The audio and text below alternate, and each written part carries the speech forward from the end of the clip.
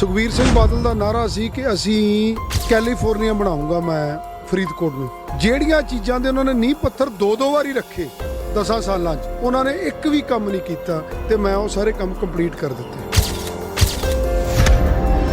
ਅਕਾਲੀ ਦਲ ਦੇ ਜਿਹੜੇ ਲੀਡਰ ਨੇ, ਜਿਹੜੇ ਮੇਰੇ ਉਲਟ ਇਲੈਕਸ਼ਨ ਲੜਨੇ ਨੇ, ਉਹ ਭਾਈ ਸਾਹਿਬ ਦੀ ਤਾਂ ਸਿਰਫ ਇੰਨੀ ਪਛਾਣ ਹੈ ਕਿ ਉਹ ਵਿਚਾਰਾ ਬਿਕਰਮ ਸਿੰਘ ਮਜੀਠੀਆ ਦਾ ਝੋਲੀ ਚੱਕ ਹੈ। ਉਹਨੂੰ ਇਸ ਗੱਲ ਵਿੱਚ ਹੀ ਪ੍ਰਧਾਨਗੀ ਮਿਲੀ। ਇਹ ਗੱਲ ਬੰਟੀ ਰਮਾਣਾ ਨੇ ਔਨ ਰਿਕਾਰਡ ਕਈ ਇੰਟਰਵਿਊ ਦੇ ਵਿੱਚ ਕਹਿੰਦਾ, ਮੈਂ ਇੱਕ ਪਾਰਟੀ ਦਾ ਮੈਨੀਫੈਸਟੋ ਆਏਗਾ, ਇੱਕ ਮੈਂ ਹਲਕੇ ਦਾ ਮੈਨੀਫੈਸਟੋ ਰਿਲੀਜ਼ ਕਰ ਰਿਹਾ। ਕਹਿੰਦੇ ਜੇ ਕਿੱਕੀ ਢਿੱਲੋਂ ਨੇ ਜਿਹੜੇ ਕੰਮ ਕੀਤੇ ਉਹ ਹੈਗੇ ਕਾਗਜ਼ੀ। ਕਹਿੰਦੇ ਅਸੀਂ ਮੈਂ ਓਪਨ ਡਿਬੇਟ ਦਾ ਚੈਲੰਜ ਕਰਨਾ, ਕਿਤੇ ਵੀ ਬੈਠ ਕੇ ਡਾਕੂਮੈਂਟਸ ਲੈ ਕੇ ਮੇਰੇ ਨਾਲ ਬੈਠ ਸਕਦੇ ਨੇ ਵੀ ਹਲਕੇ ਦਾ ਵਿਕਾਸ ਕਾਗਜ਼ਾਂ 'ਚ ਕਿੰਨਾ ਹੋਇਆ। ਕਹਿੰਦੇ ਅਸੀਂ RTI ਦੇ ਜ਼ਰੀਏ ਖੁਲਾਸੇ ਕਰਾਂਗੇ ਸਾਰੇ। ਤੁਹਾਡੇ ਪ੍ਰਧਾਨ ਲਗਾਤਾਰ ਇਹ ਪ੍ਰੈਸ ਕਾਨਫਰੰਸ 'ਚ ਕਹਿ ਰਹੇ ਨੇ ਕਿ ਪੰਜਾਬ ਦੇ ਵਿੱਚ ਮਾਫੀਆ ਮਾਡਲ ਚੱਲ ਰਿਹਾ ਹੈਗਾ। ਕਿਤੇ ਨਾ ਕਿਤੇ ਤੁਹਾਡੇ ਤੇ ਵੀ ਮਾਈਨਿੰਗ ਨੂੰ ਲੈ ਕੇ ਇਲਜ਼ਾਮ ਲੱਗਦੇ ਰਹੇ ਨੇ, ਕਈ ਵਾਰੀ ਲੱਗੇ, ਤੁਹਾਡੇ ਵਿਰੋਧੀਆਂ ਨੇ ਵੀ ਲਾਏ ਨੇ ਔਰ ਕੋਈ ਤੁਹਾਡੇ ਆਪਣਿਆਂ ਨੇ ਵੀ ਲਾਏ ਹੈਗੇ ਨੇ। ਤੁਹਾਨੂੰ ਲੱਗਦਾ ਕਿ ਇਸ ਤਰ੍ਹਾਂ ਦੀ ਰੱਦ ਦੇ ਵਿੱਚ ED ਦੀਆਂ ਰੇਡਾਂ, ਇਸ ਤਰ੍ਹਾਂ ਦਾ ਕੁਝ ਦੇਖ ਕੇ ਕੀ ਲੱਗਦਾ ਹੈਗਾ ਕਿ ਕਿੱਕੀ ਢਿੱਲੋਂ ਆ ਸਕਦੇ ਇਸ ਰੱਦ 'ਚ ਕਿਸੇ ਸਮੇਂ? ਇਹ ਸਿਰਫ ਕਾਂਗਰਸ ਪਾਰਟੀ ਨੇ ਜਿਹੜਾ ਇਹਨਾਂ ਸਖਤ ਸਟੈਂਡ ਲਿਆ ਕਿ ਤੁਸੀਂ ਪੰਜਾਬੀਆਂ ਨੂੰ, ਪੰਜਾਬ ਨੂੰ ਬਦਨਾਮ ਕਿਉਂ ਕਰ ਰਹੇ ਹੋ। ਚੰਨੀ ਸਾਹਿਬ ਨੇ ਠੋਕ ਕੇ ਸਟੈਂਡ ਲਿਆ। ਇਹ ਸਭ ED ਦੀਆਂ ਰੇਡਾਂ ਉਹਦੇ ਕਾਰਨ ਹੋਣੀਆਂ। ਜੇ ਰਿਕਵਰੀ ਹੋ ਰਹੀ ਹੈ ਢਿੱਲੋਂ ਸਾਹਿਬ, ਰਿਕਵਰੀ ਹੋ ਰਹੀ ਹੈ ਤੇ ਫਿਰ ਉਹਦੇ ਵਿੱਚ ਕੁਝ ਤੇ ਹੈਗਾ ਨਾ।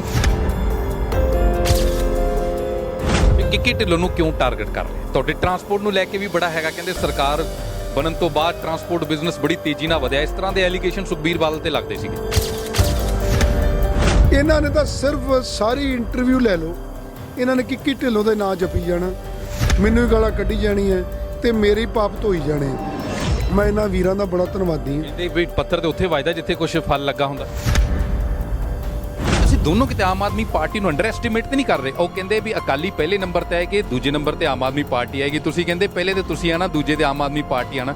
ਮੁੜ ਕੇ ਤੇ ਆਮ ਆਦਮੀ ਪਾਰਟੀ ਨੂੰ ਅੰਡਰ ਐਸਟੀਮੇਟ ਤੇ ਨਹੀਂ ਕਰ ਰਹੇ। ਕਾਂਗਰਸ ਇੱਕ ਇਹੋ ਜਿਹੀ ਪਾਰਟੀ ਹੈ, ਇਹੋ ਜਿਹਾ ਕੁਝ ਟੇਬਲ ਤੇ ਰੱਖੂਗੀ ਕਿ ਜੇ ਸਾਰੇ ਕੋਨੇ ਚਿੱਤ ਨਾ ਹੋਗੇ ਤਾਂ ਮੈਨੂੰ ਕਿੱਕੀ ਢਿੱਲੋਂ ਨਾ ਕਿਹੋ।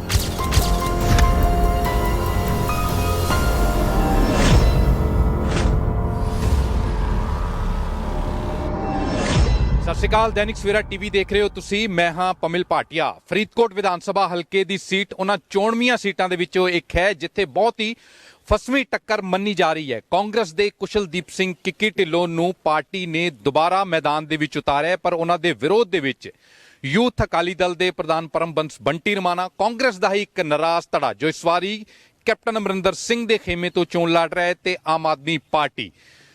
ਕੁਸ਼ਲਦੀਪ ਢਿੱਲੋਂ ਇਹ ਦਾਅਵਾ ਕਰਦੇ ਰਹੇ ਨੇ ਕਿ ਕਰੀਬਨ 700 ਕਰੋੜ ਰੁਪਏ ਦੇ ਡਿਵੈਲਪਮੈਂਟ ਦੇ ਕੰਮ ਉਹਨਾਂ ਨੇ ਆਪਣੇ ਹਲਕੇ ਦੇ ਵਿੱਚ ਕਰਵਾਏ ਨੇ, ਜਿਹਨੂੰ ਬੰਟੀ ਰਮਾਣਾ ਹੋਣਾ ਨੇ ਇੱਕ ਖੁੱਲੀ ਚੁਣੌਤੀ ਦਿੱਤੀ ਹੈ। ਉਹ ਕਹਿੰਦੇ ਅਸੀਂ RTI ਦੇ ਆਧਾਰ ਤੇ ਖੁਲਾਸਾ ਕਰਾਂਗੇ ਕਿ ਇਹ ਸਾਰੇ ਵਿਕਾਸ ਕਾਰਜ ਜਿਹੜੇ ਉਹ ਕਾਗਜ਼ੀ ਹੈਗੇ ਨੇ। ਓਪਨ ਡਿਬੇਟ ਦਾ ਚੈਲੰਜ ਵੀ ਉਹਨਾਂ ਨੇ ਕਿੱਕੀ ਢਿੱਲੋਂ ਹੋਣਾ ਨੂੰ ਕੀਤਾ ਹੈ। ਸਾਡੇ ਨਾਲ ਨੇ ਕੁਸ਼ਲਦੀਪ ਸਿੰਘ ਕਿੱਕੀ ਢਿੱਲੋਂ ਖਾਸ ਤੌਰ ਤੇ। ਢਿੱਲੋਂ ਸਾਹਿਬ, ਤੁਸੀਂ ਹਾਂ, ਦੈਨਿਕ ਸਵੇਰਾ ਤੇ ਸਵਾਗਤ ਹੈ ਤੁਹਾਡਾ। ਤੁਸੀਂ ਆਪਣੇ ਮੈਨੀਫੈਸਟੋ ਦੇ ਕਿੰਨੇ ਕੁ % ਵਾਅਦੇ ਪੂਰੇ ਕਰ ਦਿੱਤੇ? ਕਿਉਂਕਿ ਆਮ ਤੌਰ ਤੇ ਇਹ ਦੇਖਿਆ ਜਾਂਦਾ ਕਿ ਲੀਡਰ ਕਹਿੰਦੇ ਅਸੀਂ ਡਿਵੈਲਪਮੈਂਟ ਦੇ ਮੁੱਦੇ ਤੇ ਇਲੈਕਸ਼ਨ ਲੜੀ ਹੈ, ਪਰ ਮੁੱਦਾ ਇਲੈਕਸ਼ਨਸ ਦੇ ਵਿੱਚ ਡਿਵੈਲਪਮੈਂਟ ਰਹਿੰਦਾ ਨਹੀਂ। ਮੇਰੀ ਇੱਕ ਬੇਨਤੀ ਹੈ, ਪਹਿਲਾਂ ਤਾਂ ਤੁਹਾਡੇ ਸਾਰੇ ਸਰੋਤਿਆਂ ਨੂੰ ਬਹੁਤ ਮੇਰੇ ਵੱਲੋਂ ਸਤਿ ਸ੍ਰੀ ਅਕਾਲ।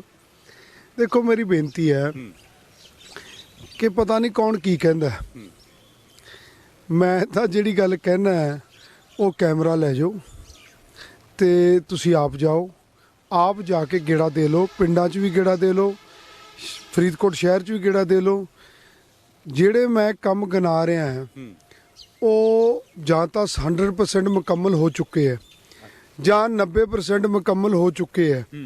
ਸੋ ਮੇਰਾ ਕਹਿਣ ਤੋਂ ਭਾਵ ਹੈ, ਮੈਂ ਤਾਂ ਕੋਈ ਇਹੋ ਜਿਹਾ ਕੰਮ ਨਹੀਂ ਕਹਿ ਰਿਹਾ ਜਿਹੜਾ ਕੋਈ ਕੰਮ ਅਜੇ ਸ਼ੁਰੂ ਹੋਣ ਵਾਲਾ ਹੋਵੇ। ਸੋ ਸਾਨੂੰ 5 ਸਾਲ ਨਹੀਂ ਮਿਲੇ, ਸਾਨੂੰ ਸਿਰਫ 4 ਸਾਲ ਮਿਲੇ, ਕਿਉਂਕਿ ਸਾਲ ਸਵਾ ਸਾਲ ਕਰੋਨਾ ਕਰਕੇ ਸਾਰੇ ਕੰਮ ਬੰਦ ਰਹੇ, ਲੋਕਡਾਊਨ ਰਿਹਾ ਮੁਕੰਮਲ। ਤੋਂ 4 ਸਾਲਾਂ 'ਚ ਮੇਰਾ ਅੱਜ ਵੀ ਦਾਅਵਾ ਹੈ ਕਿ 4 ਸਾਲਾਂ 'ਚ ਜਿੰਨੇ ਫਰੀਦਕੋਟ ਹਲਕੇ ਤੇ ਸ਼ਹਿਰ ਦੇ ਕੰਮ ਹੋਏ ਹੈ ਉਹਨੇ ਪਿਛਲੇ 25 ਸਾਲਾਂ 'ਚ ਨਹੀਂ ਹੋਏ। ਇਹ ਆਪਣੇ ਆਪ 'ਚ ਬੜੀ ਇੰਟਰਸਟਿੰਗ ਗੱਲ ਹੈਗੀ ਹੈ। ਘੱਟੋ ਘੱਟ ਤੁਸੀਂ ਪਹਿਲੇ ਕਾਂਗਰਸੀ ਹੋ ਜਿਨ੍ਹਾਂ ਨੇ ਮੰਨਿਆ ਤੇ ਸੀ ਜਿਹੜੇ 4 ਸਾਲ ਇਨਕਲੂਡ ਕਰ ਰਹੇ ਨੇ, ਤੇ ਕਾਂਗਰਸ ਦੇ MLA ਤੇ 4 ਸਾਲਾਂ ਨੂੰ ਰੱਦ ਕਰ ਰਹੇ ਆ। ਮੇਰੀ ਇੱਕ ਬੇਨਤੀ ਹੈ, ਦੇਖੋ, ਨਾ ਮੈਂ ਕਿਸੇ ਗੱਲ ਨੂੰ ਰੱਦ ਕਰਾਂ, ਮੈਂ ਤਾਂ ਜਿਹੜਾ ਕੰਮ ਕਰਕੇ ਦਿਖਾਇਆ ਐਜ਼ MLA, ਮੈਂ ਤਾਂ ਸਿਰਫ ਉਹਦੀ ਗੱਲ ਕਰਾਂਗਾ। ਠੀਕ ਹੈ, ਸੋ ਮੇਰੀ ਇੱਕ ਰਿਕੁਐਸਟ ਹੈ ਕਿ 4 ਸਾਲ ਲਾ ਲਓ ਜਿਹੜੇ ਕਰੋਨਾ ਵਾਲੇ, ਮਤਲਬ ਇਹ ਸਾਲ ਸਵਾ ਸਾਲ ਖਰਾਬ ਹੋਏ। ਸੋ ਜਿਹੜੇ ਫਰੀਦਕੋਟ ਦੇ ਬੇਸਿਕ ਕੰਮ ਸੀ, ਜਿਹੜੀਆਂ ਮੁੱਢਲੀਆਂ ਸਹੂਲਤਾਂ ਸੀ ਫਰੀਦਕੋਟ ਦੀ, ਦੇਖੋ ਫਰੀਦਕੋਟ ਤੋਂ 3 ਵਾਰੀ ਸੁਖਬੀਰ ਸਿੰਘ ਬਾਦਲ ਮੈਂਬਰ ਪਾਰਲੀਮੈਂਟ ਰਹੇ, ਉਹ ਸੈਂਟਰ 'ਚ ਵਜ਼ੀਰ ਰਹੇ, ਉਹ ਡਿਪਟੀ ਮੁੱਖ ਮੰਤਰੀ ਰਹੇ, ਆਲ ਪਾਵਰਫੁਲ ਰਹੇ। ਸੋ ਮੈਂ ਸਮਝਦਾ ਅਕਾਲੀ ਦਲ ਨੂੰ ਤਾਂ ਇਸ ਮੁੱਦੇ ਤੇ ਗੱਲ ਹੀ ਨਹੀਂ ਕਰਨੀ ਚਾਹੀਦੀ, ਕਿਉਂਕਿ ਫਰੀਦਕੋਟ ਦਾ ਬੱਚਾ ਬੱਚਾ ਜਾਣਦਾ। ਸੁਖਬੀਰ ਸਿੰਘ ਬਾਦਲ ਦਾ ਨਾਅਰਾ ਸੀ ਕਿ ਅਸੀਂ ਕੈਲੀਫੋਰਨੀਆ ਬਣਾਉਂਗਾ ਮੈਂ ਫਰੀਦਕੋਟ ਨੂੰ। ਜਿਹੜੀਆਂ ਚੀਜ਼ਾਂ ਦੇ ਉਹਨਾਂ ਨੇ ਨੀਂਹ ਪੱਥਰ 2-2 ਵਾਰੀ ਰੱਖੇ 10 ਸਾਲਾਂ 'ਚ ਸਰਕਾਰ 'ਚ, ਉਹਨਾਂ ਨੇ ਇੱਕ ਵੀ ਕੰਮ ਨਹੀਂ ਕੀਤਾ ਤੇ ਮੈਂ ਉਹ ਸਾਰੇ ਕੰਮ ਕੰਪਲੀਟ ਕਰ ਦਿੱਤੇ। ਮੇਰੀ ਇੱਕ ਬੇਨਤੀ ਹੈ, ਮੈਂ ਤੁਹਾਨੂੰ ਰਿਕੁਐਸਟ ਕਰਦਾ, ਤੁਸੀਂ ਛੱਡੋ ਕੌਣ ਕੀ ਕਹਿੰਦਾ, ਮੇਰੀ ਵੀ ਨਾ ਗੱਲ ਸੁਣੋ। ਮੈਂ ਲਿਸਟ ਦੇ ਦੇਣਾ, ਹੁਣੇ ਜਾਓ ਜਾ ਕੇ ਦੇਖ ਕੇ ਆਓ ਕੰਮ ਹੋਏ ਆ ਕਿ ਨਹੀਂ ਹੋਏ। ਨਾਲੇ ਮੇਰੀ ਇੱਕ ਹੋਰ ਬੇਨਤੀ ਹੈ ਕਿ ਜਿਹੜੇ ਕੰਮ ਚੱਲ ਰਹੇ ਆ ਉਹ ਵੀ 90-95% ਕੰਪਲੀਟ ਹੋ ਗਏ। ਉਹ ਕਿਉਂਕਿ ਵੱਡੇ ਕੰਮ ਸੀ, ਉਹ ਸਾਲ ਰੁਕੇ ਰਹੇ, ਨਹੀਂ ਤਾਂ ਹੁਣ ਨੂੰ ਕੰਪਲੀਟ ਹੋ ਜਾਣੇ ਸੀ। 250 ਕਰੋੜ ਰੁਪਏ ਇਕੱਲੇ ਸੀਵਰੇਜ ਲੱਗਿਆ ਫਰੀਦਕੋਟ ਸ਼ਹਿਰ ਤੇ, ਲੋਕ ਟਾਈਲਾਂ ਤੇ। ਪੀਣ ਦੇ ਪਾਣੀ ਦੀ ਬੜੀ ਵੱਡੀ ਮੁਸ਼ਕਲ ਸੀ, ਜਾ ਕੇ ਸਾਡਾ ਵਾਟਰ ਵਰਕਸ ਦੇਖ ਲਓ ਕਿਵੇਂ ਕੰਮ ਚੱਲ ਰਿਹਾ। 1975 ਦਾ ਬਣਿਆ ਹੋਇਆ ਸੀ, ਉਸ ਤੋਂ ਬਾਅਦ ਦੇਖ ਲਓ 1975 ਚ ਫਰੀਦਕੋਟ ਸ਼ਹਿਰ ਦੀ ਕਿੰਨੀ ਆਬਾਦੀ ਸੀ, ਅੱਜ ਕਿੰਨੀ ਆਬਾਦੀ। ਬਿਲਕੁਲ ਅਪਗ੍ਰੇਡ ਨਹੀਂ ਹੋਇਆ। ਬਿਲਕੁਲ ਜਿਹੜੀਆਂ ਪੁਰਾਣੀਆਂ ਪਾਈਪਾਂ ਪਈਆਂ ਸੀਗੀਆਂ ਉਸ ਆਬਾਦੀ ਦੇ ਹਿਸਾਬ ਨਾਲ ਉਹ ਬਹੁਤ ਛੋਟੀਆਂ ਸੀ, ਹੁਣ ਆਬਾਦੀ ਬਹੁਤ ਵੱਧ ਗਈ ਆਲੇ ਦੁਆਲੇ ਸ਼ਹਿਰ ਦੇ। ਜਾ ਕੇ ਦੇਖ ਕੇ ਆਓ, 1975 ਤੋਂ ਬਾਅਦ ਹੁਣ 10 ਕਰੋੜ ਰੁਪਇਆ ਉਸ ਵਾਟਰ ਵਰਕਸ ਤੇ ਲੱਗ ਰਿਹਾ। ਉਹ ਮੈਂ ਤੁਹਾਨੂੰ ਵੀ ਬੇਨਤੀ ਕਰਾਂਗਾ, ਜ਼ਰੂਰ ਟਾਈਮ ਕੱਢੋ। ਠੀਕ ਹੈ, ਹੁਣ ਤੁਸੀਂ ਵੀ ਬੜੇ ਬਿਜ਼ੀ ਹੋ, ਪਰ ਜੇ ਦੇਖੋ ਤੇ ਤੁਹਾਨੂੰ ਅਸਲੀਅਤ ਪਤਾ ਲੱਗੇ ਕਿ ਕਿਵੇਂ ਕੰਮ ਚੱਲ ਰਹੇ। ਰਾਜਾ ਮਾਈਨਰ ਸਾਡੇ 40 ਸਾਲਾਂ ਦੀ ਮੰਗ ਸੀ ਫਰੀਦਕੋਟ ਸ਼ਹਿਰ ਦੇ ਲੋਕਾਂ ਦੀ ਕਿ ਸਾਨੂੰ ਪੀਣ ਵਾਲੇ ਪਾਣੀ ਵਾਸਤੇ ਰਾਜਾ ਮਾਈਨਰ ਦਾ ਪਾਣੀ ਮਿਲੇ। ਉਹ 5 ਕਰੋੜ ਦਾ ਕੰਮ ਕੰਪਲੀਟ ਹੋਇਆ ਵਾ, 5.5 ਕਰੋੜ ਦਾ। 40 ਕਰੋੜ ਦੀਆਂ ਪਿੰਡਾਂ ਵਿੱਚ ਮੋਗੇ ਦੀਆਂ ਇਰੀਗੇਸ਼ਨ ਦੀਆਂ, ਵੱਡੇ ਮੋਗਿਆਂ ਦੀਆਂ ਪਾਈਪਲਾਈਨਾਂ ਪਈਆਂ। ਜਾ ਕੇ ਦੇਖ ਕੇ ਆਓ, ਪੁੱਛੋ, ਅਸੀਂ ਲਿਸਟ ਦੇ ਦਿੰਦੇ ਹਾਂ ਮੋਗਿਆਂ ਦੀ, ਤੁਹਾਨੂੰ ਜਾ ਕੇ ਪੁੱਛ ਕੇ ਆਓ ਕਿ ਇਹ ਪਾਈਪਲਾਈਨਾਂ ਪੈ ਗਈਆਂ ਕਿ ਨਹੀਂ ਪੈ ਗਈਆਂ, ਜਾਂ ਪੈ ਰਹੀਆਂ ਕਿ ਨਹੀਂ ਪੈ ਰਹੀਆਂ। ਮੇਰਾ ਕਹਿਣ ਤੋਂ ਭਾਵ ਇਹ ਹੈ, ਪਹਿਲਾਂ ਮੈਨੂੰ ਮੌਕਾ ਮਿਲਿਆ, ਮੈਂ ਸਾਡੇ ਇਲਾਕੇ ਵਿੱਚ ਜਿਹੜੇ ਪਿੰਡ ਨੇ ਉਹਨਾਂ ਵਿੱਚ ਨਹਿਰੀ ਪਾਣੀ ਦੀ ਬੜੀ ਕਮੀ ਹੈ, ਮਤਲਬ ਥੱਲੜਾ ਪਾਣੀ ਮਾੜਾ ਹੈ। ਸੋ ਸਾਨੂੰ ਖੇਤਾਂ ਵਾਸਤੇ ਨਹਿਰੀ ਪਾਣੀ ਦੀ ਬਹੁਤ ਲੋੜ ਰਹਿੰਦੀ ਹੈ। ਪਹਿਲਾਂ ਮੈਂ ਕੱਸੀਆਂ ਕਢਾਈਆਂ ਸੀ, ਹੁਣ ਮੈਂ ਪਾਈਪਾਂ ਪਵਾਈਆਂ ਤਾਂ ਕਿ ਜ਼ਿਮੀਂਦਾਰਾਂ ਨੂੰ ਕਿਸੇ ਕਿਸਮ ਦੀ ਮੁਸ਼ਕਲ ਨਾ, ਉਹਨਾਂ ਦੇ ਮੋਗੇ ਖੁੱਲਣ, ਉਹਨਾਂ ਨੂੰ ਖਾਲਿਆਂ ਵਿੱਚ ਧੱਕੇ ਨਾ ਖਾਣੇ ਪੈਣ। ਸੋ ਅਗਲੀ ਗੱਲ, ਪੁਲ ਦੇਖ ਲਓ, ਦੋਨੋਂ ਬਣੇ ਹੋਏ ਹੈ ਤੁਹਾਡੇ ਸਾਹਮਣੇ, ਓਵਰਬ੍ਰਿਜ ਵੀ ਤੇ ਚਹਿਲਾਂ ਵਾਲਾ ਪੁਲ ਵੀ। ਸਟਰੀਟ ਲਾਈਟਿੰਗ ਦੇਖ ਲਓ ਫਰੀਦਕੋਟ ਸ਼ਹਿਰ ਅੰਦਰ। ਮੇਰੇ ਖਿਆਲ ਨਾਲ ਕੋਈ ਇਹੋ ਜਿਹੀ ਸੜਕ ਨਹੀਂ ਜਿਹੜੀ ਫਰੀਦਕੋਟ ਦੇ ਅੰਦਰ ਵੜਦੀ ਹੋਵੇ, ਤੇ ਮਹੱਲਿਆਂ 'ਚ ਜਾ ਕੇ ਰਾਤ ਨੂੰ ਦੇਖ ਲਓ ਕਿਹੋ ਜਿਹੀ ਸਟਰੀਟ ਲਾਈਟਿੰਗ ਕੀਤੀ ਹੈ, ਤੇ ਸਾਰੇ ਸ਼ਹਿਰ ਵਿੱਚ ਸਟਰੀਟ ਲਾਈਟਿੰਗ। ਸੋ ਮੇਰੀ ਇੱਕ ਬੇਨਤੀ ਹੈ, ਦੇਖੋ ਅਕਾਲੀ ਦਲ ਦੇ ਜਿਹੜੇ ਲੀਡਰ ਨੇ, ਜਿਹੜੇ ਮੇਰੇ ਉਲਟ ਇਲੈਕਸ਼ਨ ਲੜਨੇ ਨੇ, ਉਹ ਭਾਈ ਸਾਹਿਬ ਦੀ ਤਾਂ ਸਿਰਫ ਇੰਨੀ ਪਛਾਣ ਹੈ ਕਿ ਉਹ ਵਿਚਾਰਾ ਬਿਕਰਮ ਸਿੰਘ ਮਜੀਠੀਆ ਦਾ ਝੋਲੀ ਚੱਕ ਹੈ। ਉਹਨੂੰ ਇਸ ਗੱਲ ਵਿੱਚ ਹੀ ਪ੍ਰਧਾਨਗੀ ਮਿਲੀ ਹੈ, ਨਹੀਂ ਤਾਂ ਉਸ ਤੋਂ ਬੜੇ ਕਾਬਲ ਨੌਜਵਾਨ ਸੀ ਯੂਥ 'ਚ ਅਕਾਲੀ ਦਲ ਵਿੱਚ। ਸੋ ਉਹਦੀ ਕੋਈ ਇਸ ਤੋਂ ਵੱਧ ਪਛਾਣ ਨਹੀਂ। ਮੈਂ ਗੱਲ ਕਰਾਂਗਾ ਸੁਖਬੀਰ ਸਿੰਘ ਬਾਦਲ ਦੀ। ਉਹ ਇਹ ਗੱਲ ਕਹਿ ਰਹੇ ਨਹੀਂ, ਇਹ ਗੱਲ ਬੰਟੀ ਰਮਾਣਾ ਨੇ ਔਨ ਰਿਕਾਰਡ ਕਈ ਇੰਟਰਵਿਊ ਦੇ ਵਿੱਚ ਕਹਿੰਦਾ, ਮੈਂ ਇੱਕ ਪਾਰਟੀ ਦਾ ਮੈਨੀਫੈਸਟੋ ਆਏਗਾ, ਇੱਕ ਮੈਂ ਹਲਕੇ ਦਾ ਮੈਨੀਫੈਸਟੋ ਰਿਲੀਜ਼ ਕਰ ਰਿਹਾ। ਕਹਿੰਦੇ ਜੇ ਕਿੱਕੀ ਢਿੱਲੋਂ ਨੇ ਜਿਹੜੇ ਕੰਮ ਕੀਤੇ ਉਹ ਹੈਗੇ ਕਾਗਜ਼ੀ। ਕਹਿੰਦੇ ਅਸੀਂ, ਮੈਂ ਓਪਨ ਡਿਬੇਟ ਦਾ ਚੈਲੰਜ ਕਰਨਾ, ਕਿਤੇ ਵੀ ਬੈਠ ਕੇ ਡਾਕੂਮੈਂਟਸ ਲੈ ਕੇ ਮੇਰੇ ਨਾਲ ਬੈਠ ਸਕਦੇ ਨੇ ਵੀ ਹਲਕੇ ਦਾ ਵਿਕਾਸ ਕਾਗਜ਼ਾਂ 'ਚ ਕਿੰਨਾ ਹੋਇਆ। ਕਹਿੰਦੇ ਅਸੀਂ RTI ਦੇ ਜ਼ਰੀਏ ਖੁਲਾਸੇ ਕਰਾਂਗੇ ਸਾਰੇ। ਮੇਰੀ ਇੱਕ ਬੇਨਤੀ ਹੈ ਬੰਟੀ ਰਮਾਣਾ ਜੀ ਨੂੰ, ਉਹ ਨੇ ਇੱਕ ਸ਼ਿਕਾਇਤੀ ਜਵਾਕ, ਠੀਕ ਹੈ, ਕਾਗਜ਼ੀ ਕਾਰਵਾਈ ਵਾਲੇ ਜਵਾਕ। ਚਲੋ ਮੇਰੀ ਗੱਲ ਨਾ ਮੰਨੋ, ਇੱਥੋਂ ਨਿਕਲ ਜਾਓ। ਉਹਨਾਂ ਦੇ ਜਿਹੜੇ ਬੈਨਰ ਲੱਗੇ ਹੋਏ ਆ, ਇਕੱਲੇ ਉਹੀ ਦੇਖ ਲਓ, ਉਹਨਾਂ ਦੇ ਲੱਗੇ, ਉਹ ਤੇ ਲਿਖ ਰਹੇ ਨੇ, ਮੇਰਾ ਯਕੀਨ ਕਰਿਓ ਮੈਂ ਵਿਕਾਸ ਕਰਾਂਗਾ। 10 ਸਾਲ ਸਰਕਾਰ ਰਹੀ, ਸਭ ਤੋਂ ਵੱਡੇ ਚਮਚੇ ਰਹੇ, ਯੂਥ ਡਿਵੈਲਪਮੈਂਟ ਬੋਰਡ ਦੇ ਚੇਅਰਮੈਨ ਰਹੇ। ਇਹ ਦੱਸੇ ਇੱਕ ਬੰਦੇ ਨੂੰ ਨੌਕਰੀ ਦਵਾਈ ਫਰੀਦਕੋਟ ਸ਼ਹਿਰ ਦੇ ਨੂੰ? ਇਹ ਦੱਸੇ ਕੀ ਵਿਕਾਸ ਕੀਤਾ ਫਰੀਦਕੋਟ ਸ਼ਹਿਰ ਦਾ, ਜਾਂ ਫਰੀਦਕੋਟ ਦੇ ਪਿੰਡਾਂ ਦਾ ਕੀ ਕੰਮ ਕੀਤਾ? ਸੋ ਉਹ ਆਪ ਕਹਿ ਰਹੇ ਨੇ ਕਿ ਸਾਡਾ ਯਕੀਨ ਕਰਿਓ, ਅਕਾਲੀ ਦਲ ਕਹਿ ਰਿਹਾ 10 ਸਾਲ ਯਕੀਨ ਨਹੀਂ ਕਰ ਰਹੇ। ਨਾ ਉਹ ਤੁਸੀਂ ਉਹਨਾਂ ਦੇ ਮੈਂ ਨਹੀਂ ਕਹਿ ਰਿਹਾ, ਮੈਂ ਸਾਰੀ ਗੱਲ ਓਪਨ ਹੈ। ਤੁਸੀਂ ਜਾਓ ਉਹਨਾਂ ਦੇ ਜਿਹੜੇ ਲੱਗੇ ਉਹਨਾਂ ਦੇਖੋ ਕੀ ਉਹਨਾਂ ਦੀ ਦੇਖੇ ਰਸਤੇ 'ਚੋਂ ਹਾਂ ਉਹਨਾਂ ਦੀ ਕੀ ਵਰਡਿੰਗ ਕੀ ਹੈ ਕਿ ਸਾਡਾ ਯਕੀਨ ਕਰਿਓ ਅਸੀਂ ਵਿਕਾਸ ਕਰਾਂਗੇ। ਜਿਹੜੇ ਪਹਿਲਾਂ ਅਸੀਂ ਮਤਲਬ 15 ਸਾਲ ਸਰਕਾਰ ਚਲਾ ਗਏ ਆ ਜਾਂ 10 ਸਾਲ ਲਗਾਤਾਰ ਚਲਾ ਗਏ ਆ, ਉਦੋਂ ਨਹੀਂ ਸਾਨੂੰ ਚੇਤਾ ਆਇਆ ਕਿ ਅਸੀਂ ਕੁਝ ਕਰਨਾ ਹੈ। ਹੁਣ ਯਕੀਨ ਕਰਿਓ। ਸੋ ਮੇਰਾ ਇੱਕ ਬੇਨਤੀ ਹੈ ਉਹਨਾਂ ਨੂੰ, ਉਹਨਾਂ ਨਾਲ ਮੇਰੀ ਕੋਈ ਬਹਿਸ ਨਹੀਂ, ਠੀਕ ਹੈ। ਮੇਰੇ ਕੰਮ ਬੋਲਦੇ ਲੋਕਾਂ ਨੂੰ ਦਿਖ ਰਹੇ ਆ, ਠੀਕ ਹੈ। ਇਹ 20 ਤਰੀਕ ਨੂੰ ਪਤਾ ਲੱਗ ਜਾਏਗਾ ਕਿ ਲੋਕ ਉਹਨਾਂ ਦੀ ਗੱਲ ਤੇ ਯਕੀਨ ਕਰਦੇ ਕਿ ਮੇਰੀ ਗੱਲ ਤੇ ਯਕੀਨ ਕਰਦੇ। ਢਿੱਲੋਂ ਸਾਹਿਬ, ਇੱਕ ਹੋਰ ਬੜੀ ਵੱਡੀ ਘਟਨਾ ਹੋਈ ਹੈ ਕੱਲ ਪੰਜਾਬ ਦੇ ਵਿੱਚ। ਰੇਡ ਪਈਆਂ ਨੇ, ਈਡੀ ਦੀਆਂ ਰੇਡਸ ਪੈ ਰਹੀਆਂ ਨੇ, ਔਰ ਇਹ ਚਰਚਾ ਹੈਗੀ ਕਿ ਆਉਂਦੇ ਦਿਨਾਂ 'ਚ ਹੋਰ ਬਹੁਤ ਸਾਰੀਆਂ ਰੇਡਸ ਪੈਣੀਆਂ ਨੇ। ਇਲੀਗਲ ਮਾਈਨਿੰਗ ਦਾ ਮੁੱਦਾ ਜਿਹੜਾ ਉਹ ਕਾਂਗਰਸ ਦੇ ਅਕਾਲੀ ਸਰਕਾਰ ਦੇ ਸਮੇਂ ਵੀ ਰਿਹਾ, ਉਹ ਤੁਹਾਡੀ ਸਰਕਾਰ ਦੇ ਸਮੇਂ ਵੀ ਰਿਹਾ। ਤੁਹਾਡੇ ਪ੍ਰਧਾਨ ਲਗਾਤਾਰ ਇਹ ਪ੍ਰੈਸ ਕਾਨਫਰੰਸ 'ਚ ਕਹਿ ਰਹੇ ਨੇ ਕਿ ਪੰਜਾਬ ਦੇ ਵਿੱਚ ਮਾਫੀਆ ਮਾਡਲ ਚੱਲ ਰਿਹਾ ਹੈਗਾ। ਕਿਤੇ ਨਾ ਕਿਤੇ ਤੁਹਾਡੇ ਤੇ ਵੀ ਮਾਈਨਿੰਗ ਨੂੰ ਲੈ ਕੇ ਇਲਜ਼ਾਮ ਲੱਗਦੇ ਰਹੇ ਨੇ, ਕਈ ਵਾਰੀ ਲੱਗੇ, ਤੁਹਾਡੇ ਵਿਰੋਧੀਆਂ ਨੇ ਵੀ ਲਾਏ ਨੇ ਔਰ ਕੋਈ ਤੁਹਾਡੇ ਆਪਣਿਆਂ ਨੇ ਵੀ ਲਾਏ ਹੈਗੇ ਨੇ। ਤੁਹਾਨੂੰ ਲੱਗਦਾ ਕਿ ਇਸ ਤਰ੍ਹਾਂ ਦੀ ਜ਼ਦ ਦੇ ਵਿੱਚ ਈਡੀ ਦੀਆਂ ਰੇਡਾਂ, ਇਸ ਤਰ੍ਹਾਂ ਦਾ ਕੁਝ ਦੇਖ ਕੇ ਕੀ ਲੱਗਦਾ ਹੈਗਾ ਕਿ ਕੀ ਢਿੱਲੋਂ ਆ ਸਕਦੇ ਇਸ ਜ਼ਦ 'ਚ ਕਿਸੇ ਸਮੇਂ? ਮੇਰੀ ਗੱਲ ਸੁਣੋ, ਜਿਹੜੀ ਈਡੀ ਦੀਆਂ ਅੱਜ ਰੇਡਾਂ ਨੇ ਉਹ ਹਰੇਕ ਨੂੰ ਪਤਾ ਹੈ ਕਿ ਜੋ ਕਾਂਗਰਸ ਪਾਰਟੀ ਨੇ ਤੇ ਜੋ ਚੰਨੀ ਸਾਹਿਬ ਨੇ ਮੋਦੀ ਸਾਹਿਬ ਦੇ ਉਲਟ ਸਟੈਂਡ ਲਿਆ, ਇਹ ਤਾਂ ਸਭ ਉਹਨਾਂ ਦੀ ਮਿਹਰਬਾਨੀ, ਠੀਕ ਹੈ। ਮੋਦੀ ਸਾਹਿਬ ਪੰਜਾਬ ਨੂੰ ਬਦਨਾਮ ਕਰ ਰਹੇ ਸੀ, ਪੰਜਾਬੀਆਂ ਨੂੰ ਬਦਨਾਮ ਕਰ ਰਹੇ ਸੀ, ਕਿਉਂਕਿ ਜਿਹੜਾ ਪੰਜਾਬ ਦਾ ਸੱਭਿਆਚਾਰ ਹੈ, ਪੰਜਾਬ ਦਾ ਪਿਆਰ ਆਪਸ ਸਾਰੇ ਧਰਮਾਂ ਦਾ, ਸਾਰੇ ਸਮਾਜ ਦਾ, ਉਹ ਇੱਕ ਵੱਖਰਾ ਹੈ। ਸਾਡਾ ਆਪਦਾ ਕਲਚਰ ਹੈ, ਠੀਕ ਹੈ। ਸਾਡੇ ਇੱਥੇ ਕੋਈ ਫਰਕ ਨਹੀਂ, ਸਾਡੇ ਇੱਥੇ ਕੋਈ ਵੰਡ ਨਹੀਂ। ਮੋਦੀ ਸਾਹਿਬ ਪੰਜਾਬ ਨੂੰ ਉਹਨਾਂ ਨੇ ਕੋਈ ਪੈਕੇਜ ਨਹੀਂ ਦਿੱਤਾ, ਕੱਖ ਨਹੀਂ ਦਿੱਤਾ। ਸਾਲ 1.5 ਸਾਲ ਜੋ ਹੋਇਆ ਕਿਸਾਨਾਂ ਨਾਲ ਉਹ ਸਾਰਿਆਂ ਨੂੰ ਪਤਾ, ਮੈਂ ਰਿਪੀਟ ਨਹੀਂ ਕਰਨਾ ਚਾਹੁੰਦਾ। ਮੋਦੀ ਸਾਹਿਬ ਨੇ ਤਾਂ ਸਿਰਫ ਉਦਣ ਉਹ ਡਰਾਮਾ ਕਰਕੇ ਯੂਪੀ ਤੇ ਉੱਤਰਾਖੰਡ 'ਚ ਵੋਟਾਂ ਲੈਣ ਦਾ ਆਪਦਾ ਮਸਾਲਾ ਤਿਆਰ ਕੀਤਾ ਕਿ ਪੰਜਾਬ ਨੂੰ ਦਿਖਾ ਕੇ ਮਾੜਾ, ਬਾਰਡਰ ਸਟੇਟ ਨੂੰ ਮਾੜਾ ਦਿਖਾ ਕੇ ਤੇ ਉੱਥੇ ਅਸੀਂ ਵੋਟਾਂ ਇਕੱਠੀਆਂ ਕਰ ਸਕੀਏ ਯੂਪੀ। ਜੋ ਕੁਸਕਿਆ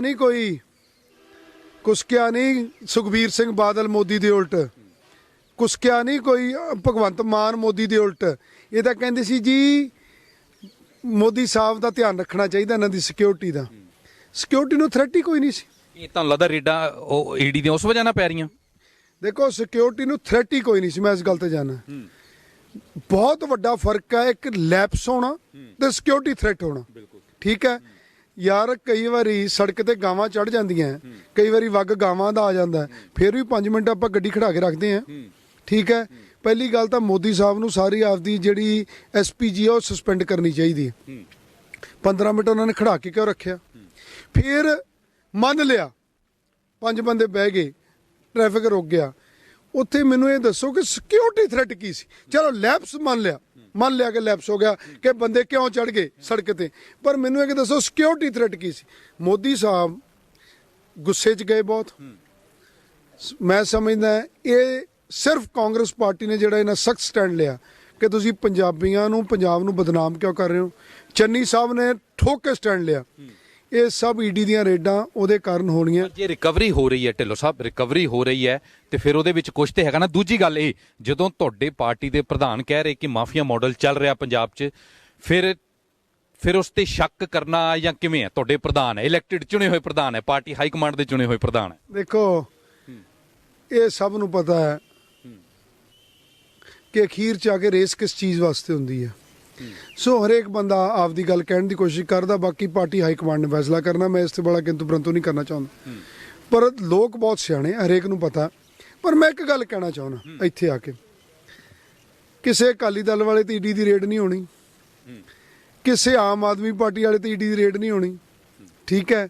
ਇਹ ਤਾਂ ਸਿਰਫ ਕਾਂਗਰਸ ਨੇ ਜਿਹੜਾ ਐਡਾ ਸਖਤ ਸਟੈਂਡ ਲਿਆ, ਜਿਹੜਾ ਚੰਨੀ ਸਾਹਿਬ ਨੇ ਐਡਾ ਸਖਤ ਸਟੈਂਡ ਲਿਆ, ਇਹ ਤਾਂ ਭਾਈ ਸਾਡੇ ਤੇ ਹੋਣੇ। ਅਸੀਂ ਇਹਨਾਂ ਗੱਲਾਂ ਦਾ ਅਸੀਂ ਕੋਈ ਕਿੱਕੀ ਢਿੱਲੋਂ ਨੂੰ ਲੱਗਦਾ ਕਿ ਕੱਲ ਨੂੰ ਮੇਰੇ ਤੇ ਵੀ ਰੇਡ ਹੋ ਸਕਦੀ ਈਡੀ ਦੀ, ਕਰ ਸਕਦੇ? ਕਿੱਕੀ ਢਿੱਲੋਂ ਦਾ ਖੁੱਲੀ ਕਿਤਾਬ ਹੈ।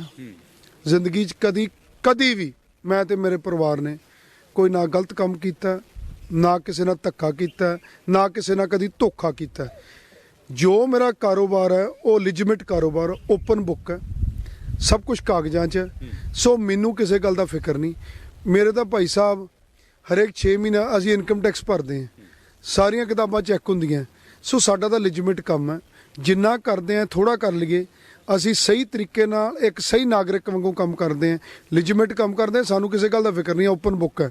ਪਰ ਮੈਂ ਇੱਕ ਬੇਨਤੀ ਕਰਨਾ ਚਾਹੁੰਦਾ, ਜਿਹੜੇ ਬੰਦੇ ਕੋਈ ਮੇਰੇ ਬਾਰੇ ਗੱਲ ਕਰਦੇ, ਮੇਰੇ ਤਾਂ ਸਾਰੇ ਲੈਜੀਮੇਟ ਕਾਰੋਬਾਰ ਹੈ, ਮੇਰਾ ਤਾਂ 2 ਨੰਬਰ ਦਾ ਅੱਜ ਤੱਕ ਜ਼ਿੰਦਗੀ 'ਚ ਨਾ ਕੰਮ ਕੀਤਾ ਨਾ ਕਰਨਾ ਹੈ। ਪਰ ਜਿਹੜੇ ਬੰਦੇ ਮੇਰੇ ਤੇ ਉਂਗਲਾਂ ਚੱਕਦੇ ਆ, ਉਹ ਆਪਦਾ ਲਾਈਫ ਸਟਾਈਲ ਦੇਖਣ ਤੇ ਆਪਦਾ ਇੱਕ ਲੈਜੀਮੇਟ ਕਾਰੋਬਾਰ ਦੱਸ ਦੇਣ ਕਿ ਉਹਨਾਂ ਦਾ ਕੀ ਲੈਜੀਮੇਟ ਕਾਰੋਬਾਰ ਹੈ। ਫਿਰ ਕਿੱਕੀ ਢਿੱਲੋਂ ਨੂੰ ਕਿਉਂ ਟਾਰਗੇਟ ਕਰ ਰਹੇ? ਤੁਹਾਡੇ ਟਰਾਂਸਪੋਰਟ ਨੂੰ ਲੈ ਕੇ ਵੀ ਬੜਾ ਹੈਗਾ, ਕਹਿੰਦੇ ਸਰਕਾਰ ਬਣਨ ਤੋਂ ਬਾਅਦ ਟਰਾਂਸਪੋਰਟ ਬਿਜ਼ਨਸ ਬੜੀ ਤੇਜ਼ੀ ਨਾਲ ਵਧਿਆ। ਇਸ ਤਰ੍ਹਾਂ ਦੇ ਐਲੀਗੇਸ਼ਨ ਸੁਖਬੀਰ ਬਾਦਲ ਤੇ ਲੱਗਦੇ ਸੀਗੇ। ਮੈਂ ਸਮਝਦਾ ਇਹ ਤਾਂ ਤੁਸੀਂ ਸ਼ਾਇਦ ਗਲਤ, ਤੁਸੀਂ ਆਪਦੀ ਸਟੱਡੀ ਠੀਕ ਨਹੀਂ ਕੀਤੀ। ਸਭ ਤੋਂ ਪੁਰਾਣੀ ਟਰਾਂਸਪੋਰਟ ਮੇਰੀ ਹੈ ਤੇ ਬਿਲਕੁਲ ਨਹੀਂ ਵਧੀ। ਇਹ ਐਲੀਗੇਸ਼ਨ ਮੇਰੇ ਨਹੀਂ ਹੈਗੇ। ਨਹੀਂ, ਮੈਂ ਸਮਝ ਗਿਆ। ਸਭ ਤੋਂ ਟਰਾਂਸਪੋਰਟ ਮੇਰੀ ਸੀ ਪੰਜਾਬ 'ਚ, ਕੋਈ ਅੱਜ ਦੀ ਨਹੀਂ, ਮੇਰੇ ਫਾਦਰ ਵੇਲੇ ਦੀ ਹੈ। ਤੇ ਜਿੱਥੇ ਸੀਗੀ ਉੱਥੇ ਹੀ ਹੈ, ਵਧੀ ਨਹੀਂ ਵਿਚਾਰੀ। ਸੋ ਇਸ ਕਰਕੇ ਇਹ ਤਾਂ ਜਿਹੜੇ ਮੇਰੇ ਤੇ ਲਾਉਂਦੇ ਆ ਨਾ, ਉਹ ਆਪਦੇ ਜਿਹੜੇ ਬੌਸ ਹੈ ਉਹਨਾਂ ਨੂੰ ਪੁੱਛਣ, ਉਹਨਾਂ ਨੂੰ ਤਰੀਕਾ ਆਉਂਦਾ ਕਿ ਅਸੀਂ 100 ਗੁਣਾ ਕਿਵੇਂ ਵਧਾਉਣਾ ਹੈ। ਸਾਨੂੰ ਇਹ ਤਰੀਕਾ ਨਹੀਂ ਆਉਂਦਾ। ਨਾਲੇ ਦੂਜੀ ਮੇਰੀ ਇੱਕ ਬੇਨਤੀ ਹੈ, ਮੈਂ ਤੁਹਾਨੂੰ ਇੱਕ ਗੱਲ ਆਂਦਾ ਕਿ ਯਾਰ ਮੈਂ ਕੰਮ ਕਰਕੇ ਦਿਖਾਇਆ ਲੋਕਾਂ ਨੂੰ, ਮੇਰਾ ਜੋ ਫਰਜ਼ ਸੀ ਐਜ਼ MLA ਮੈਂ ਨਿਭਾਇਆ, ਠੀਕ ਹੈ। ਇਹ ਜਿਹੜੇ ਮੇਰੇ ਸੱਜਣ ਨੇ, ਇਹਨਾਂ ਦਾ ਕੋਈ ਵਿਜ਼ਨ ਨਹੀਂ ਪੰਜਾਬ ਵਾਸਤੇ, ਪੰਜਾਬ ਛੱਡੋ ਫਰੀਦਕੋਟ ਵਾਸਤੇ। ਜਿਹੜਾ ਮੇਰੇ ਉਲਟ ਅਕਾਲੀ ਦਲ ਦਾ ਕੈਂਡੀਡੇਟ ਹੈ, ਆਪ ਦਾ ਕੈਂਡੀਡੇਟ ਹੈ ਜਾਂ ਹੋਰ ਕੋਈ ਕੈਂਡੀਡੇਟ, ਉਹ ਦੱਸਣ ਕਿ ਉਹਨਾਂ ਦਾ ਫਰੀਦਕੋਟ ਦਾ ਵਿਜ਼ਨ ਕੀ ਹੈ।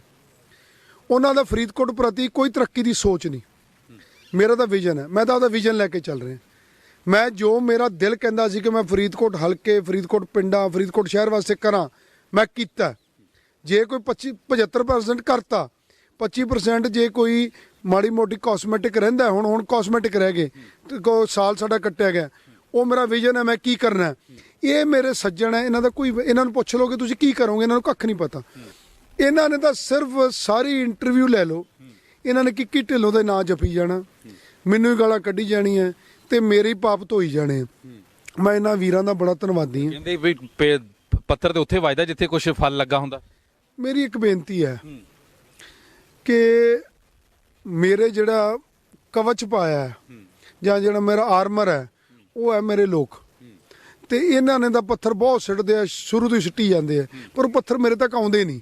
ਦੂਜੀ ਗੱਲ ਹੈ ਕਿ ਇਹਨਾਂ ਨੇ ਜੇ ਕੋਈ ਫਾਇਦਾ ਕਰਨਾ ਨਾ ਫਰੀਦਕੋਟ ਇਲਾਕੇ ਦਾ, ਸ਼ਹਿਰ ਦਾ, ਪਿੰਡਾਂ ਦਾ, ਇਹ ਦੱਸਣ ਕੀ ਕਰਨਗੇ। ਕੱਲਾ ਕਿੱਕੀ ਢਿੱਲੋਂ ਨੂੰ ਗਾਲਾਂ ਕੱਢ ਕੇ, ਕਿੱਕੀ ਢਿੱਲੋਂ ਨੂੰ ਨਿੰਦ ਕੇ, ਕਿੱਕੀ ਢਿੱਲੋਂ ਨੈਗੇਟਿਵ, ਇਹਨਾਂ ਦਾ ਲੋਕਾਂ ਦਾ ਕੋਈ ਫਾਇਦਾ ਨਹੀਂ ਹੋਣਾ, ਫਰੀਦਕੋਟ ਦਾ ਕੋਈ ਫਾਇਦਾ ਨਹੀਂ ਹੋਣਾ।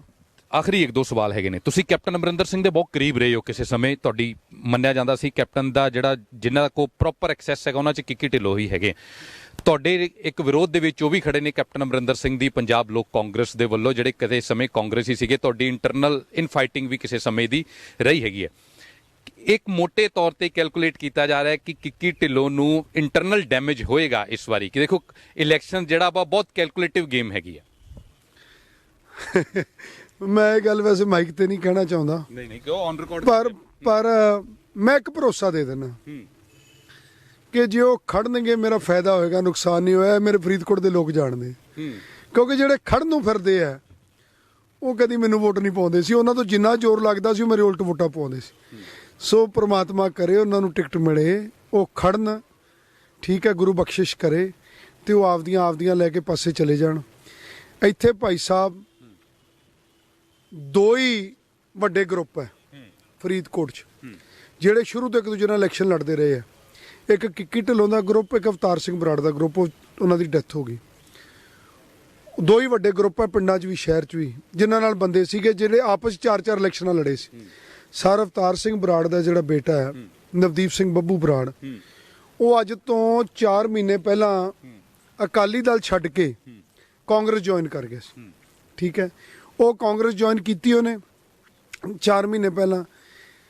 ਪਿੰਡ ਸਾਡੇ ਦੋਨੋਂ ਗਰੁੱਪ ਇਕੱਠੇ ਹੋ ਗਏ, ਸ਼ਹਿਰਾਂ ਸਾਡੇ ਦੋਨੋਂ ਗਰੁੱਪ ਇਕੱਠੇ ਹੋ ਗਏ। ਸੋ ਮੇਰਾ ਕਹਿਣ ਤੋਂ ਭਾਵ ਇਹ ਹੈ ਕਿ ਫਰੀਦਕੋਟ ਦੇ ਲੋਕ, ਫਰੀਦਕੋਟ ਇਲਾਕੇ ਦੇ ਲੋਕ ਰਹਿੰਦੇ ਆ, ਜਾਣਦੇ ਆ ਕਿ ਜਿਹੜੇ ਇਕੱਠੇ ਹੋਣ ਵਾਲੇ ਸੀ ਸਭ ਤੋਂ ਸ਼ਕਤੀਸ਼ਾਲੀ ਬੰਦੇ, ਉਹ ਤਾਂ ਇਕੱਠੇ ਹੋ ਗਏ, ਠੀਕ ਹੈ। ਜਿਹੜੇ ਆਪ ਦੇ ਮੇਨ ਬੰਦੇ ਸੀ, ਪਿਛਲੀ ਵਾਰੀ ਜਿਹੜੇ ਗੁਰਦਿੱਤ ਸਿੰਘ ਨੂੰ ਆਪਦੀ ਗੱਡੀ 'ਚ ਪਾ ਕੇ ਤੋਰੀ ਫਿਰਦੇ ਸੀ, ਸਾਰਾ ਉਹਨਾਂ ਦੀ ਇਲੈਕਸ਼ਨ ਲੜੀ ਇਹਦੇ ਸਨਕਦੀਪ ਹੈ ਮੁੰਡਾ, ਇੱਕ ਇਹਦੇ ਸਵਰਨ ਪੱਪੂ ਹੈ ਡੋਗਰਵਸਤੀ ਵਾਲਾ, ਇਹਦੇ ਉਹ ਸਾਰੇ ਵੀ ਕਾਂਗਰਸ ਜੁਆਇਨ ਕਰ ਗਏ। ਸੋ ਮੇਰਾ ਕਹਿਣ ਤੋਂ ਭਾਵ ਇਹ ਹੈ ਕਿ ਸਾਰਾ ਫਰੀਦਕੋਟ ਜਾਣਦਾ ਕਿ ਜਿਨ੍ਹਾਂ ਕੋਲ ਵੋਟਾਂ ਉਹ ਸਾਰੇ ਇੱਕ ਪਾਸੇ ਇਕੱਠੇ ਹੋ ਗਏ, ਜਿਹੜੇ ਇਕੱਲੇ ਥਾਲੀਆਂ ਖੜਕਾਉਣ ਵਾਲੇ ਉਹ ਇੱਕ ਪਾਸੇ ਹੈ। ਬਾਕੀ ਗੱਲ ਇਹ ਹੈ ਕਿ ਜਿਹੜੇ ਹੈਗੇ ਆਪਣੇ ਕੀ ਨਾ ਤੁਸੀਂ ਗੱਲ ਕੀਤੀ ਕਿ ਉਹ ਲੜਨਗੇ, ਉਹ ਸਾਰੇ ਫਰੀਦਕੋਟ ਨੂੰ ਪਤਾ ਕਿ ਉਹ ਮੈਨੂੰ ਕਿੰਨੀਆਂ ਕੁ ਵੋਟਾਂ ਪਵਾਉਂਦੇ ਸੀ। ਸੋ ਮੈਂ ਇੱਕ ਗੱਲ ਕਹਿਣਾ, ਮੈਂ ਕਿਸੇ ਬਾਰੇ ਜਾਤੀ ਕਦੀ ਜ਼ਿੰਦਗੀ 'ਚ ਕਿਹਾ ਨਹੀਂ, ਜਿੰਨੇ ਲੜਨਗੇ ਉਨਾ ਹੀ ਰੱਬ ਦਾ ਭਲਾ ਤੇ ਉਨਾ ਹੀ ਫਾਇਦਾ।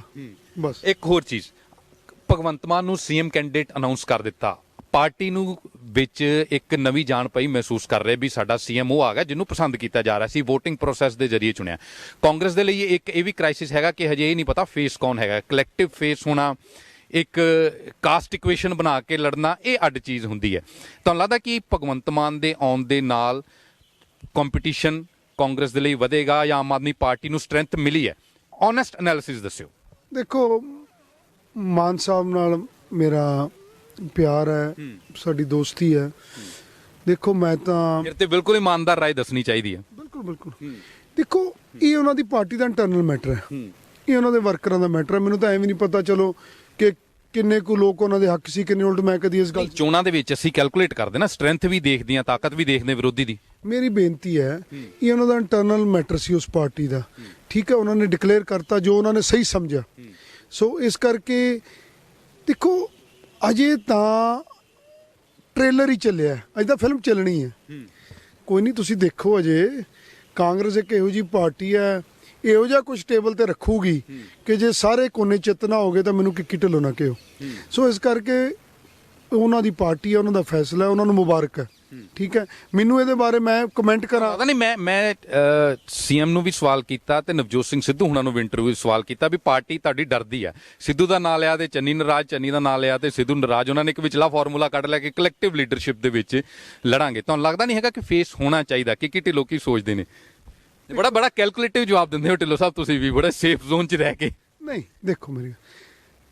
ਦੇਖੋ ਬੰਦੇ ਨੂੰ ਜ਼ਿੰਦਗੀ ਵਿੱਚ ਆਪਦੇ ਸਿਸਟਮ 'ਚ ਰਹਿਣਾ ਚਾਹੀਦਾ। ਜਿਹੜੀ ਗੱਲ ਮੇਰੇ ਇਖਤਿਆਰ ਖੇਤਰ ਤੋਂ ਬਾਹਰ ਹੈ, ਫੇਸ ਅਨਾਉਂਸ ਕਰਨਾ ਹਾਈ ਕਮਾਂਡ ਨੇ, ਇਹ ਉਹਨਾਂ ਦਾ ਫੈਸਲਾ। ਮੈਂ ਲੀਡਰਾਂ ਦੀ ਡਿਮਾਂਡ ਤੇ ਹੁੰਦੀ ਨਾ, ਐਮਐਲਏ ਚਾਹੁੰਦੇ ਸਾਡਾ ਲੀਡਰ ਇਹ ਹੋਵੇ। ਮੈਂ ਇਹਦੇ ਬਾਰੇ ਕਮੈਂਟ ਕਰਨ ਵਾਲਾ ਕੋਈ ਨਹੀਂ। ਹਾਂ, ਜੇ ਕੋਈ ਡਿਮਾਂਡ ਹੋਊਗੀ ਤਾਂ ਅਸੀਂ ਆਪਦੀ ਪਾਰਟੀ ਨੂੰ ਅੰਦਰ ਦੱਸਣੀ ਹੈ, ਅਸੀਂ ਕੈਮਰੇ ਤੇ ਥੋੜਾ ਦੱਸਣੀ ਹੈ। ਆਖਰੀ ਸਵਾਲ ਹੈਗਾ ਕਿ ਇਲੈਕਸ਼ਨ ਦਾ ਰਿਜ਼ਲਟ ਕੀ ਅਸੈਸ ਕਰ ਰਹੇ ਹੋ? ਓਨੈਸਟਲੀ ਦੱਸਿਓ। ਤੁਹਾਡੇ ਵਿਰੋਧੀਆਂ ਨੇ ਕਿਹਾ, ਕਹਿੰਦੇ ਕਿੱਕੀ ਢਿੱਲੋਂ ਪਹਿਲੇ ਤੋਂ ਡਿੱਗ ਕੇ ਤੀਜੀ ਦੇ ਆਉਣ ਵਾਲੇ ਨੇ, ਸੈਕਿੰਡ ਦੇ ਵਿੱਚ ਆਮ ਆਦਮੀ ਪਾਰਟੀ ਆਊਗੀ ਇਸ ਵਾਰੀ।